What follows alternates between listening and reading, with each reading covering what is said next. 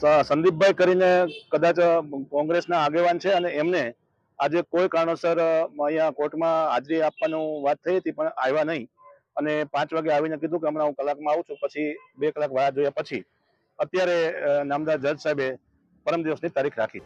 નમસ્કાર મિત્રો, આપણી સાથે જોડાયા છે અત્યારે પારસભાઈ સોજિત્રા, સામાજિક આગેવાન અમરેલીના, અને સાથે છે સંદીપભાઈ પંડ્યા કે જે પાયલબેન ગોટીના વકીલ તરીકે પ્રેક્ટિસ કરી રહ્યા છે. સંદીપભાઈ, આપને સવાલ છે કે મીડિયામાં આવી રહ્યું છે કે આજે દીકરીને છોડાવવા બાબતે વકીલ હાજર નહોતા, તો એ બાબતે આપનું શું કહેવું છે?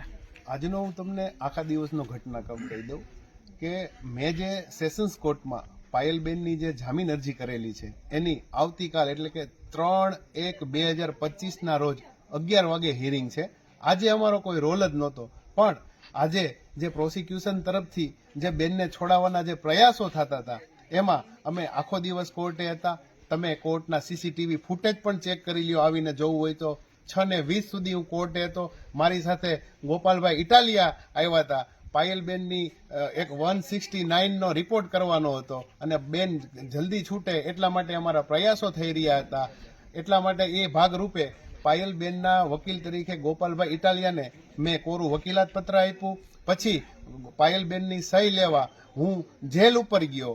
જેલ ઉપર જઈ અને સહી લઈને હું આવ્યો ત્યાં મારા વિરુદ્ધ મને બદનામ કરવામાં મારા વિરુદ્ધ સ્ટેટમેન્ટ થયા. ત્યાં હું પહોંચ્યો ત્યાં મારા વિરુદ્ધ બધા સ્ટેટમેન્ટ કોર્ટમાં થતા હતા. એકચ્યુઅલી હું કોર્ટમાં હાજર જ હતો, સીસીટીવી ફૂટેજ હતા. ગોપાલભાઈ ઇટાલિયા પણ મારી સાથે હતા. વધારે તમારે પૂછવું હોય તો ગોપાલભાઈ ઇટાલિયાને પૂછજો. બેન વહેલીમાં વહેલી તકે છૂટે એટલા માટે હું એની સહી લેવા ગોપાલભાઈ ઇટાલિયાના વકીલાત પત્રમાં બેનની સહી લેવા માટે હું જેલ ઉપર ગયો હતો. એ તમને એની સાબિતી પણ આપું કે ત્યાં એબીપી ન્યૂઝમાં મેં બાઇટ પણ આપેલી છે. હું ત્યાં જેલે પહોંચ્યો ત્યાં તો ત્યાં એબીપી ન્યૂઝ ઊભું હતું. એણે મને પૂછ્યું કે સંદીપભાઈ અત્યારે તમે 7 વાગે જેલે કેમ આવ્યા? તો મેં એને કીધું કે ગોપાલભાઈ ઇટાલિયાનું વકીલાત પત્ર મૂકી અને રિલીઝ ઓર્ડર કરાવવા માટે અત્યારે જે પ્રક્રિયા થઈ રહી છે એના ભાગરૂપે હું અહીંયા જેલ પર આવેલો છું અને હું જેલેથી કોર્ટે ગયો તો મને પણ બદનામ કરવામાં આવ્યો છે.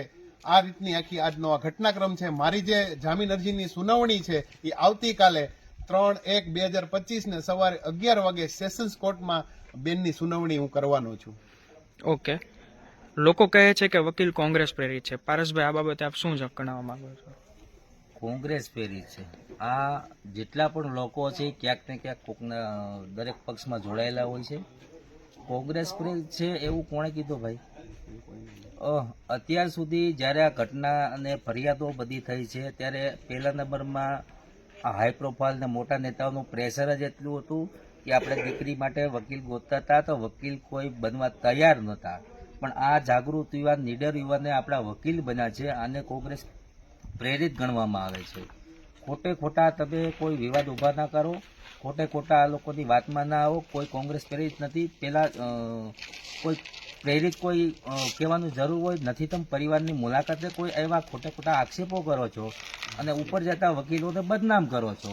કોઈ કોંગ્રેસ પ્રેરિત નથી. હું કોંગ્રેસનો માણસ નથી. મારા મિત્ર છે ને મેં આ વકીલને અમે હાયર કર્યા છે અને એ મજબૂતાઈથી અમારો કેસ લડે છે.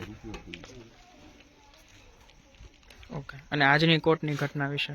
અને આજની કોર્ટનામાં જે નિવેદનો આવ્યા છે એ તદ્દન ખોટી વાત છે અને કરવાનું એ લોકો સામેના વકીલની ટીમને કરવાનો હતો. છતાં પણ અમે બનતી બધી મદદ કરી છે. સંદીપભાઈ પોતે ત્યાં હાજર હતા, સામેના વકીલે હાજર હતા. પણ આજે આપણે સમયના અભાવે દીકરીને છોડાવી શક્યા નથી. તો એના ભાગરૂપે એ લોકોએ કમિટમેન્ટ કર્યું હતું આજે અમે છોડાવી દઈશું, પણ એ છોડાવવામાં ક્યાંક ને ક્યાંક નિષ્ફળ રહ્યા છે.